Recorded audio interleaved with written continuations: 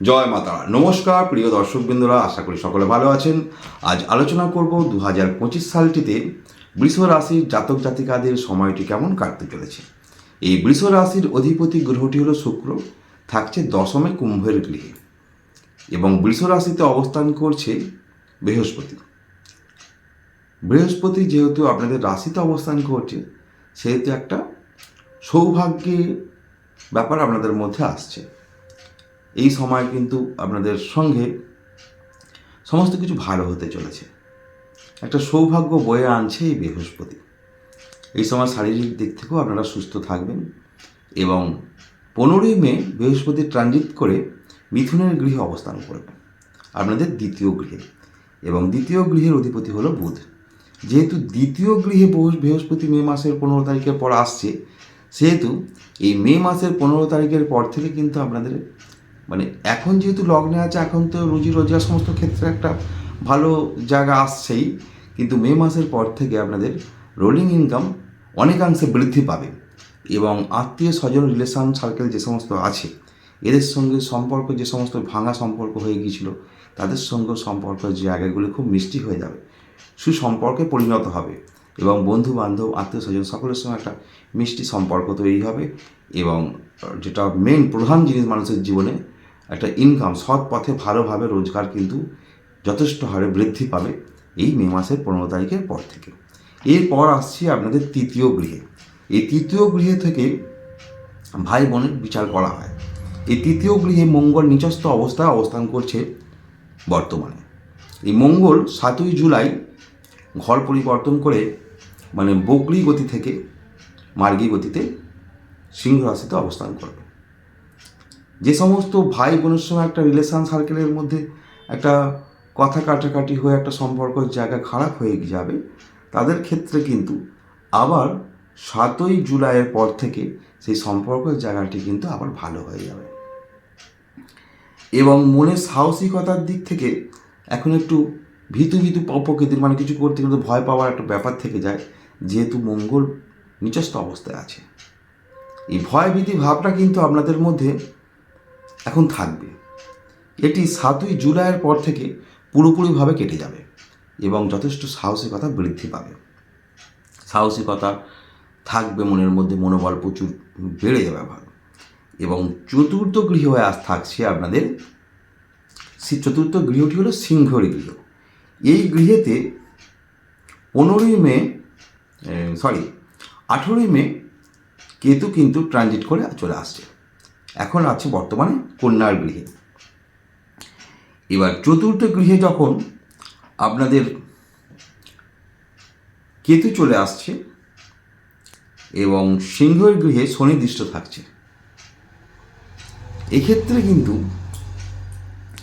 এই সময় একটু মায়েদের ক্ষেত্রে শারীরিক দিক থেকে অসুস্থতার শিকার হতে পারে, মাকে কিন্তু খুব সতর্কভাবে রাখতে হবে।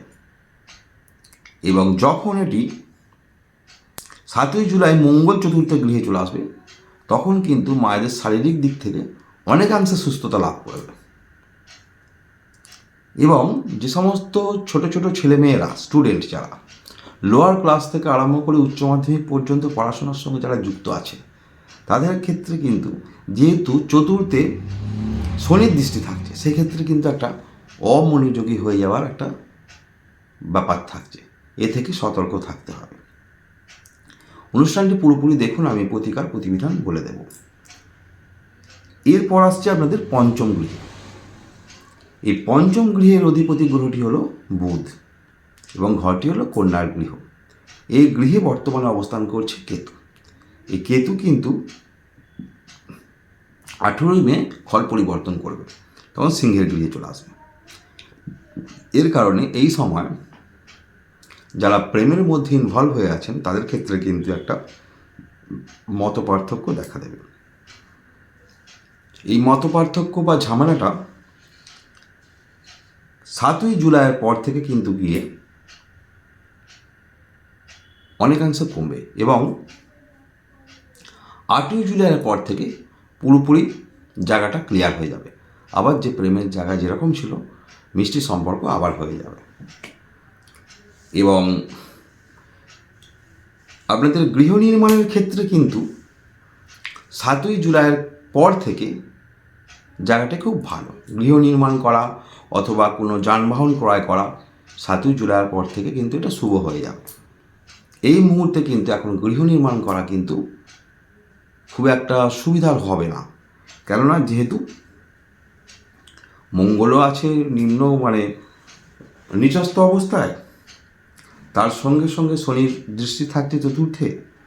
এবার মঙ্গলটা যখনই মার্গী হয়ে যাবে বকরি থেকে এবং সিংহের গৃহে অবস্থান করবে, সেক্ষেত্রে কিন্তু একটা গৃহ নির্মাণের ক্ষেত্রে একটা ভালো যোগ তৈরি হবে।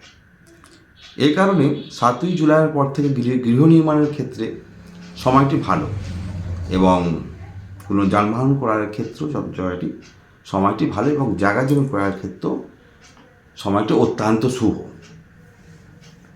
এবং যে সমস্ত ছাত্রছাত্রী উচ্চশিক্ষার সঙ্গে যুক্ত হয়ে আছো তাদের ক্ষেত্রে কিন্তু সেই একই অবস্থা।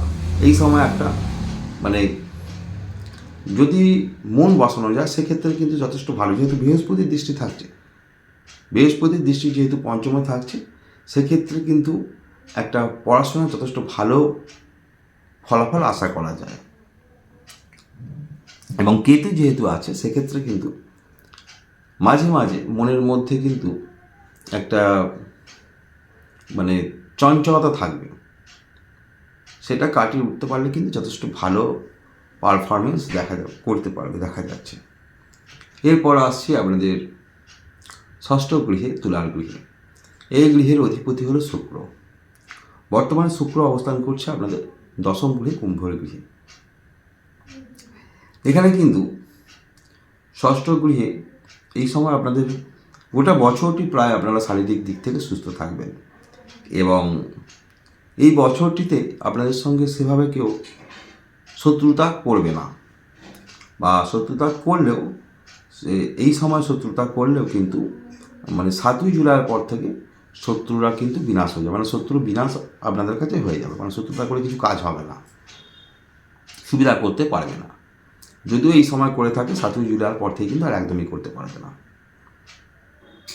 আর এরপর আসছি আপনাদের সপ্তম গৃহে, বৃশ্চিকের গৃহ, সপ্তমের গৃহ।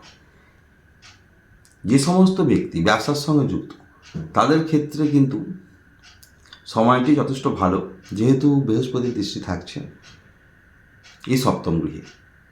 ব্যবসার ক্ষেত্রে যথেষ্ট সুন্দর সময়। এই সময় যে যা ব্যবসা করতে চাইছে এই সময় নামলে কিন্তু ব্যবসায় যথেষ্ট উন্নতি করতে পারবে এবং যাদের ব্যবসা আছে তাদের ব্যবসার ক্ষেত্রেও যথেষ্ট ভালো চলবে, গোটা বছরটি চলবে ভালো। তার কারণ হলো বৃহস্পতির দৃষ্টি এখন থাকছে, কিন্তু বৃহস্পতির দৃষ্টি 15ই মের পর থেকে ধনুতে চলে যাবে এবং বৃহস্পতি আপনাদের দ্বিতীয় ক্ষেত্রে অবস্থান করবে।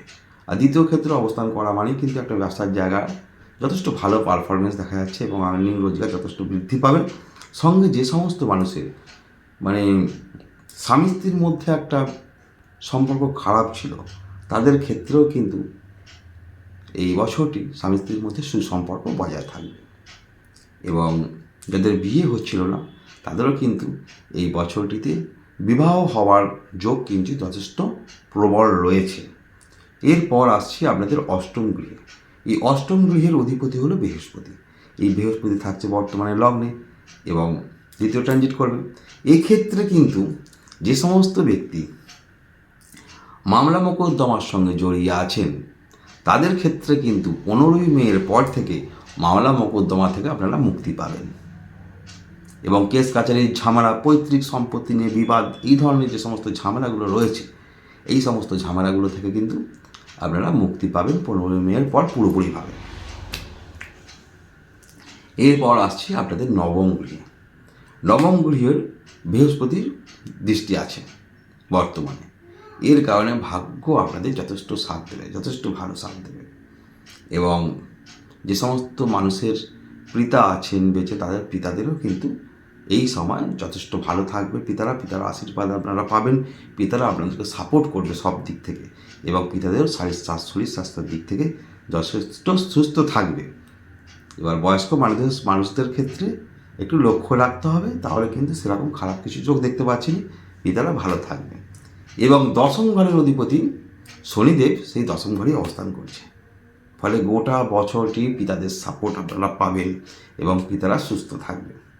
এবং যে সমস্ত মানুষ চাইছেন একটি চাকরি করতে, চাকরি খুঁজছেন, তাদের ক্ষেত্রে কিন্তু চাকরি পাওয়ার সম্ভাবনাটা প্রবল হারে বৃদ্ধি পেয়েছে, প্রবল। এই যোগ আর মানে এরকম যোগ দেখা যায় না, যথেষ্ট ভালো যোগ চাকরির ক্ষেত্রে। চাকরি কিন্তু আপনাদের এই 25 সালে প্রাপ্তি হওয়ার যোগটি প্রবল।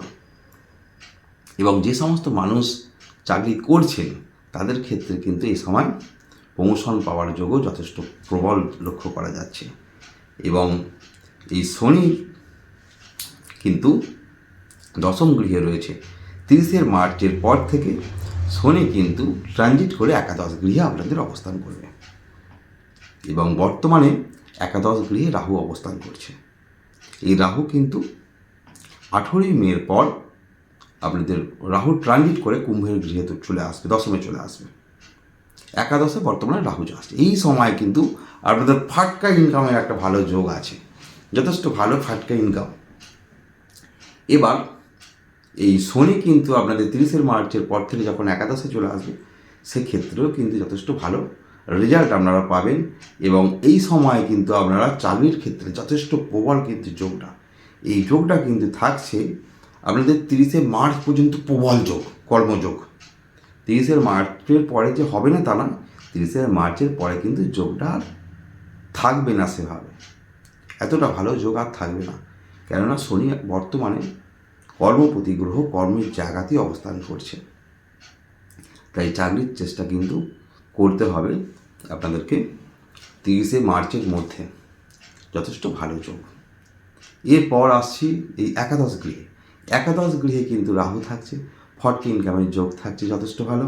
তার সঙ্গে সঙ্গে শনিদেব আসছে 30শে মার্চের পর, একাদশ স্থান খুবই ভালো রেজাল্ট দেবে।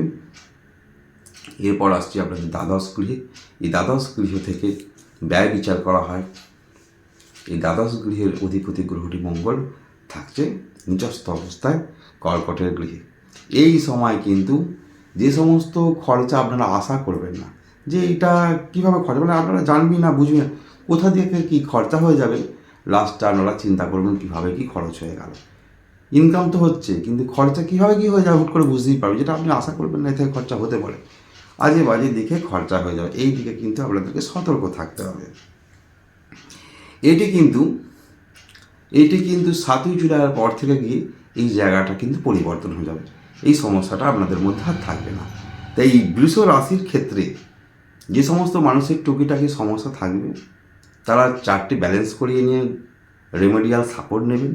এবং আমি একটি টোটকা বলে দিচ্ছি, এই টোটকাটি আপনারা করলে সেক্ষেত্রে ছোটোখাটো সমস্যাগুলি থেকে আপনারা মুক্তি পাবেন। কী করতে হবে?